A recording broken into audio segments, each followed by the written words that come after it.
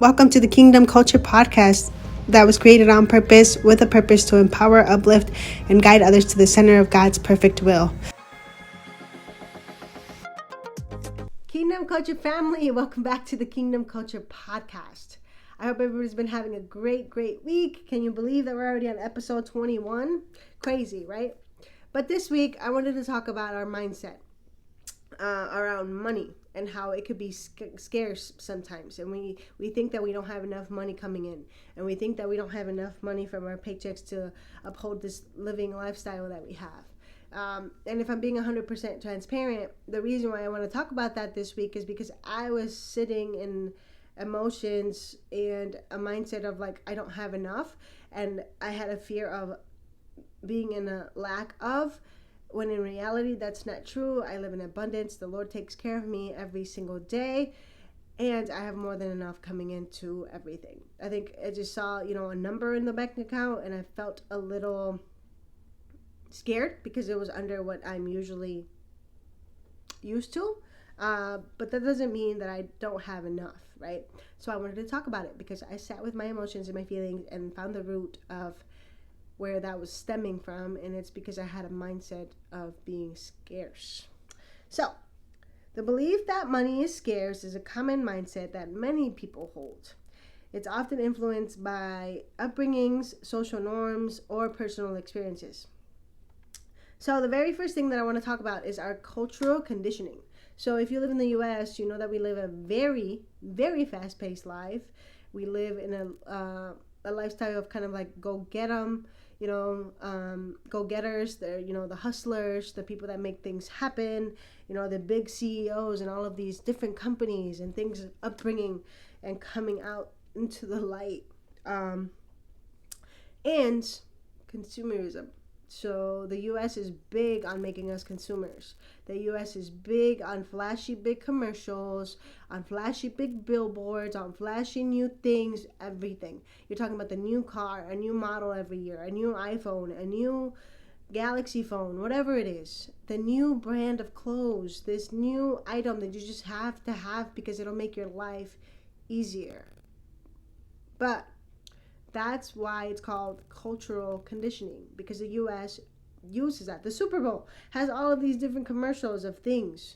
Why do you think marketing companies spend so much money to be on the commercials of the Super Bowl? Because millions of people are watching. And believe it or not, those things, the more repetitive that they come out to be to you, the more you're going to want it. When I was thinking about this, it brought me back to when I first came to the U.S., and I started watching TV. By this time, I already knew English. So Nickelodeon, right? 90s kid. If you grew up in Nickelodeon, high five. But Nickelodeon always had commercials of things for kids. The one thing that I can always remember are the moon sand, which was super cool, right? It looked super cool. It's moon sand. You get to like build stuff with it and cut it. And like it had all these different colors. And it was just so cool. And I remember I told my mom, hey, Mom, can I have some moon sand? Can we buy this off of this TV? And she's Hispanic, so of course she was like, no, estás loca, yo no le voy a dar mi información a alguien en la televisión. And to translate that means, are you crazy? I'm not going to give my information on somebody over the phone for a TV thing. But I just found it so funny that I didn't remember or recognize that until right now when I'm sitting with this whole mindset of scarcity, right? Or the other cool thing that they always used to show us were the cool markers that were special markers on the paper, and like you would draw it and it would come out in a rainbow, and then it would like dry off and be gone. I don't remember what they were called, but I remember the colors, the boldness, the loudness of the commercial, because consumerism is a big thing. They're making us to be consumers, and we all consume things. We need food, gas, things, clothes, and everything else, but it's all on purpose. And it sucks, when you realize that like everybody's trying to sell you something. But that's why I want you guys to be aware of what you're watching, what you're putting attention to. Like, do you really need that next big thing? Like, sit with yourself and ask yourself, like, do I really need this next big thing? And if you do, great.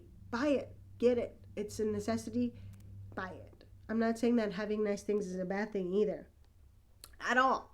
Shoot, if you can, good for you. Go out and do it. Like, go get yourself some nice things if you can.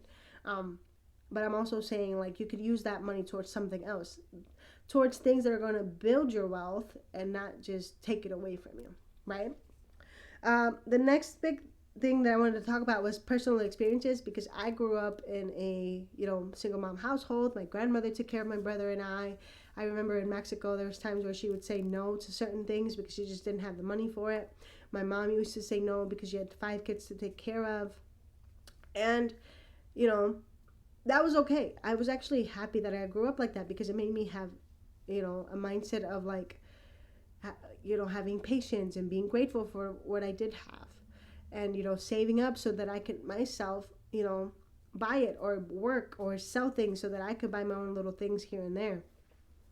So I'm very grateful that I was raised in households where I knew that money did not grow on trees, because it doesn't, right? Let's be real. Money does not grow on trees, and we all have to work for it, but you can work smart for it and keep it and make it smarter and make more money, right? That's all I want to teach you guys today. Um, so, for some individuals, personal experiences of financial hardship or struggle can contribute to the belief that money is scarce. Whether it's growing up in a low income household or experiencing periods of unemployment or financial instability, these experiences can shape one's perception of money as something scarce and elusive. Kind of like, I remember I heard one of my friends say, it was like, oh, I got the paycheck, but it's gone because it goes out to bills, right? And I realized that I'm so grateful and blessed to not be living paycheck to paycheck. But I didn't know that was a thing until it was right in front of me with close people that, you know, talked about that. And I'm like, what does that mean? What do you mean paycheck to paycheck? Because I don't even think my mom um, lived like that. I don't think with my mom we lived paycheck to paycheck, and maybe we did, but that's why moms are awesome, because they will not let you know that they're struggling. They will not, you know, they'll be sitting in the kitchen table worrying about how they're going to pay the next bill, but you won't know that because they'll make it happen. That's why I have so much love for single parents, because I grew up with the best one yet. My mom was amazing, and I tell her all the time I'm very grateful for everything that she did. Um, but yeah, being in that mindset of like, hey, I don't have enough. My parents didn't have enough, so now I'm going to continue that generational thing where I'm not going to have enough. And I'm not going to have enough for my kids or my kids' kids or whatever else. But the truth is that you can change your mindset on this and make enough, do enough, and make sure that you have the right tools and resources to be wealthy, right? Um, so that was my next point, the lack of financial literacy that we have. Because in school, they don't teach you about credit scores, they don't teach you about investing, they don't teach you about compound interest. They don't teach you all of the things that you need to know. They don't teach you that you should put 5 to 10 to, if you can, 15% away for when you go and buy a house. They don't teach you about how you can use different, types of help out here to help you get a new house, a brand new house at a lower interest rate. They don't teach you any of that. So having literacy in finance can save and will change your life. I actually got into it more in 2023. I've always been into like investing and like learning the stock markets and learning how to day trade and learning about different types of ways that I can compound interest and make money, and so that I'm sitting in a good multiple streams of income when I retire. But 2023 started rough with me. I actually lost about 25K, almost 30, because I did something that I wasn't supposed to. I did a bad investment, right? And then that's that, right? But after that happened, I actually took that failure or loss and locked into more of the financial literacy stuff. So I started talking to different people about, what kind of actual banks that, have these savings accounts that will compound your money over time. Because I said, wow, that took me forever to have, but it was gone like this.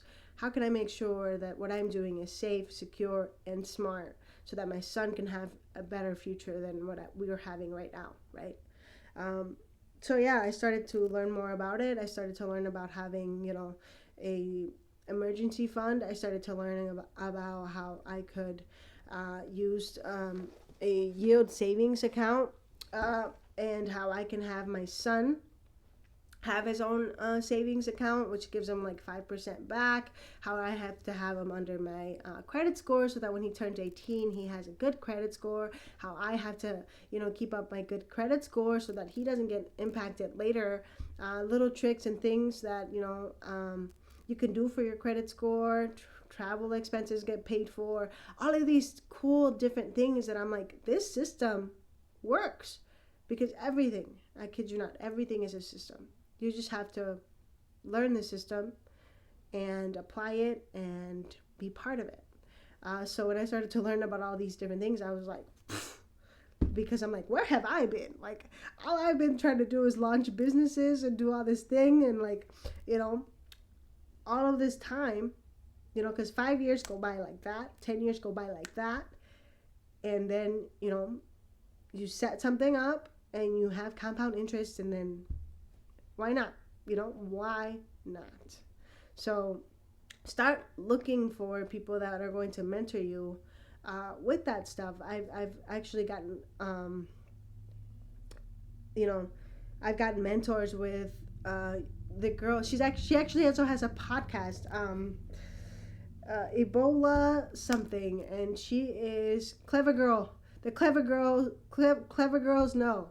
So her podcast is actually on Spotify, Apple, and everywhere you can listen to podcasts. But it's called the Clever Girls Know podcast, and she talks all about financial stuff, and she has a whole website. So if you want to start somewhere, she has a lot of, and that's where I started. She has a lot of like free resources where she talks about, having spreadsheets and like teaching you how to like save money and teaching you how to invest it in the right time and invest it in the right, places. And it's just super cool. So Clever Girls Know, or www.clevergirls.com. But I'll put it in the info below anyways, because that's what helped me. And I actually bought her books. I listened to her podcast, and it was just really cool. So I learned a lot from her.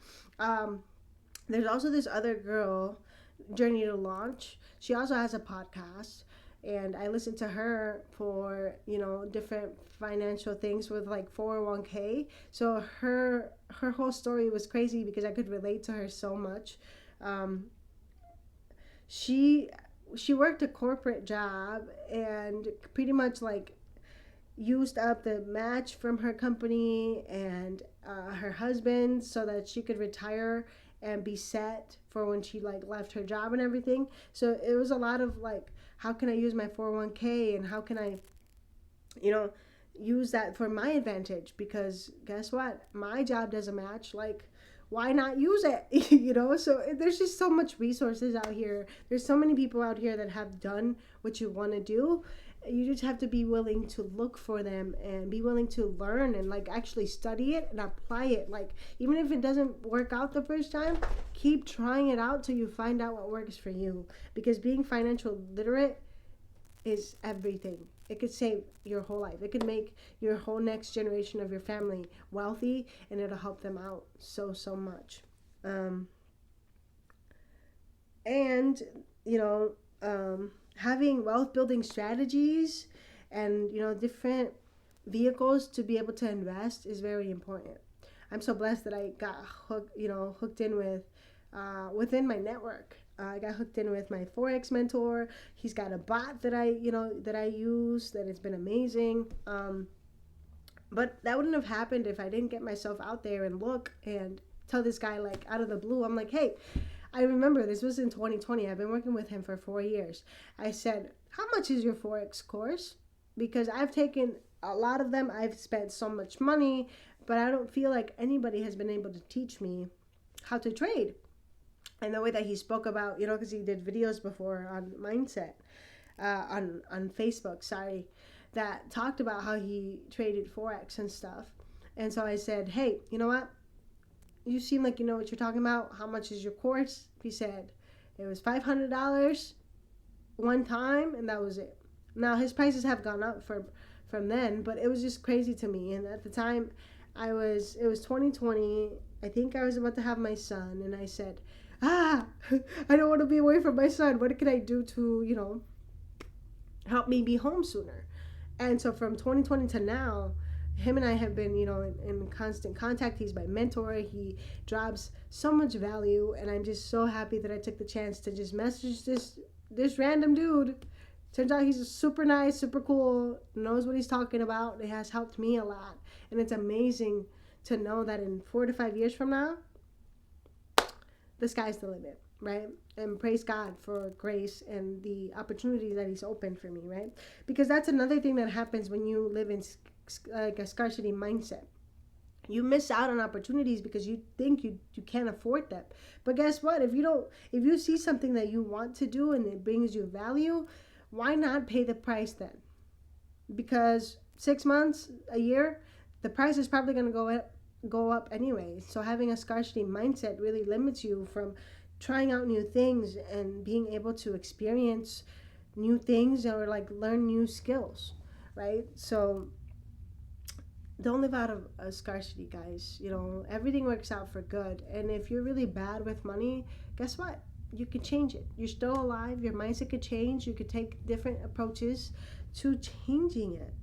So from that, I want to give you guys a few to-dos to for you to be able to change your mindset on scarcity. So the first thing that I want to talk about is to practice gratitude. Practice gratitude. Because when you have gratitude for what you already have, you kind of forget about what you don't have, right? So also, you have this mindset of like, oh, hey, you know what? I shouldn't have this. Maybe I'm not good enough to have this, but I have it anyway. I'm grateful for it. And do it for more than just money. Like, I remember my mindset mentor on one of his podcasts, he was like on somebody else's podcast, and they were talking about the same topic that I'm talking about now. And he said, I remember I used to say that it wasn't enough. And so like every paycheck he got, he said that he started to say, thank you. I'm grateful for this paycheck. It is enough. This will do. And so I started doing that too. I'm just like, thank you, Lord, for everything that you've given me. Thank you, Lord, for all of the good things that, that are pouring into me, the blessings that will come from this paycheck alone, right? You can start there. Be grateful. Another thing that I was going to say when I kind of tripped myself up here was that be grateful for other things that is not money. Your health, your friends, your family, your house. I'm so grateful for this chair. You know why? Because it's comfy and I can sit here for hours, I feel like, if I could, talking. I'm so grateful. I'm so grateful to live in Michigan. I'm so grateful that, I can go out in the country whenever I need to and disconnect and be in nature, so close by. I'm so grateful for my dogs. I'm so grateful for my son. He teaches me how to be like a childlike and have childlike faith. I'm so happy for the house that I have because I was able to remodel it and make it as I wanted it. Be grateful for things that you already have, and it changes your mindset so fast because you get focused on the things that are good in your life instead of the things that you're missing out on, right? And then I want you to challenge yourself, challenge your beliefs, challenge, where you think you're lacking in, right? Ask yourself where the beliefs are coming from and whether they are based on facts or assumptions. Replace negative beliefs with positive affirmations that emphasize abundance and possibility. So for me, breaking out of my my mindset of being poor and not having enough was hard, but I did that because I had to, and I did it because starting with me telling myself like my past will not define my future. My parents did the best that they could. They gave me everything that they could, and now it's my turn to do better. I started to really have crazy dreams. Go out there. I have sticky notes that I like to write out with specific amounts that I like to see each month. Again, not everybody's, like that, but that's what helped me change my mindset, because like once you see it on a piece of paper, you realize that like it's just a number. It shouldn't even matter. Like even if you don't get to it, if you get darn close, it's really cool. Um, and then I started to challenge where, oh, I'm poor. I'm always going to be broke. Because I used to tell myself those things. I'm always going to be broke. There's never going to be enough in my household. Ugh. I'm always going to have to work 12 to 14-hour days. But I stopped doing that. And I said, you know what? The Lord gives me everything I need for this specific day. I'm grateful. I'm blessed. I am okay right now. Everything is fine. But how can I work so that my tomorrow is exactly the same? And I started to, like I said, network and hook myself up with different people and make sure, to ask questions. Even if they were so dumb, I asked them anyways. Because you don't know what you don't know. To this day, I still don't think I know everything, and I'm still learning a lot, you know? And it's super cool to have the mindset of like, other people can help me. I am enough, and I deserve to live financially free. I deserve to not have to worry about money. I deserve to give my son the life that he deserves. My son deserves to have a future that he doesn't have to worry about. Why not? So start changing your mindset. Start changing and challenging your thoughts. Start talking good things over yourself and focus on the good things, right? Set goals. So like I said, I have sticky notes, so that helps me. Also, when I'm like trying to pay something off, it takes me about, I don't know, 30 minutes now, but it used to take me a long time. I would go through my statements, my bank statements, and I would see like, okay, cool, $20 here, $30 here, whatever. And then I set goals for myself. I'm like, okay, this month we're gonna save $250. Then when the month passed, I would go back and evaluate if I did it or not, and if I didn't do it, why. Then I also started to set goals for myself to pay off debt. That was really cool because I got to actually break down the weeks. So I get paid weekly. So every week I would take a certain amount of money from the check and put it towards that debt.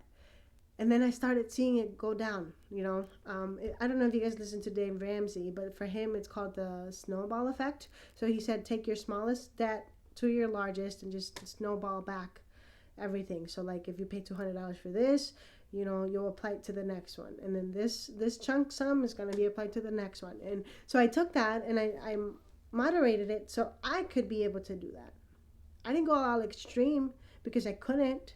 I couldn't go all extreme and say, oh, my whole paycheck's just going to be for paying debt. You can't do that. You have to realize that you have to find what works for you. Because if it doesn't work for you, you're going to stop doing it. And if it's too hard, you're going to stop doing it. But set goals that are simple and that you can actually achieve with the money that you do have, and see how it changes everything. I'm so grateful that I've been able to pay off everything. Now I don't even have a lot of bills like that are outside of like I think our car note or something. But so cool. It's possible. I've done it. You can do it too, right? Surround yourself with positive influences. Network who you keep close, Who your friends are matters because of this. If you have friends that just want to go out all the time and go to the movies and spend all this money, go to the bar, spend all this cash on things, no, that's just not going to work.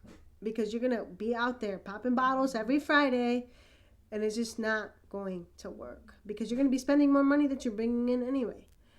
So really tell yourself, like, what do I want to accomplish? What do I truly want to accomplish, right?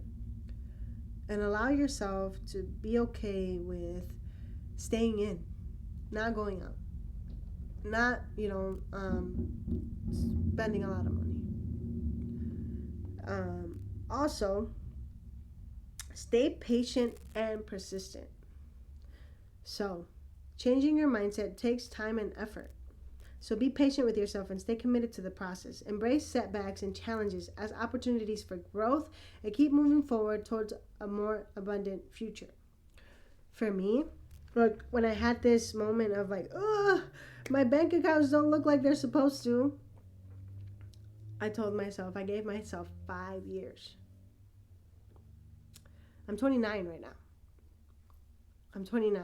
So I said by the age of 35 or 40, I want to be financially free and just live life with my son and be as present as I can be and be there for him and make sure that he's set for his future. So I have to remind myself, like, this is a long-term thing. This isn't just something that I'm going to do and in a week or two I'm going to become a millionaire. Nope. Things are going to happen. I'm going to have to change and shift and make sure that I'm always learning new things because this is forever. This is a lifelong thing. So stay calm, stay persistent, and allow yourself to see your growth and celebrate the wins that you've done already. Like when I paid off all the small little bills that I had, I was like, woo! But I didn't celebrate with like going and buying myself something nice. I celebrated with just writing it out, like, this debt is gone. Now I can apply this to something else and it'll be better for my future. But celebrate your small wins. Celebrate yourself. Celebrate that you're changing your mindset and not living out of scarcity anymore. Because it makes a big difference. And as always, I want to leave you guys with a Bible verse. And it's found in 2 Corinthians 9:7. And it says, each of you should give what you have decided in your heart to give, not reluctantly or under compulsion, for God loves a cheerful giver. This verse emphasizes the importance of giving with a joyful and willing heart, rather than out of obligation or pressure. It encourages individuals to give freely and generously, reflecting the love and generosity of God. Another thing, I know we're talking about scarcity mindset and everything else, but give. Give more than what you take. Give to those that need it. Have an open hand so that the Lord can bless you even more. Because that's where the big difference is. And, when it comes to giving and being there for people, it can be hard. More with money, right? Because you see these people out in the street and you don't even know what they're going to use the money for. But it challenges your heart posture. It challenges how hard it is to give out $1. So give more than what you take, and your life is going to change, I promise. Anyways, I hope you guys found this of value, and if you like the podcast episode, please share it forward. It's just me right now. I don't have a big marketing whatever behind me, so if you guys share the podcast, it'll grow. And I appreciate you guys all so much. Thanks so much for the love and support that I've already have, and we'll see you guys next week. God bless.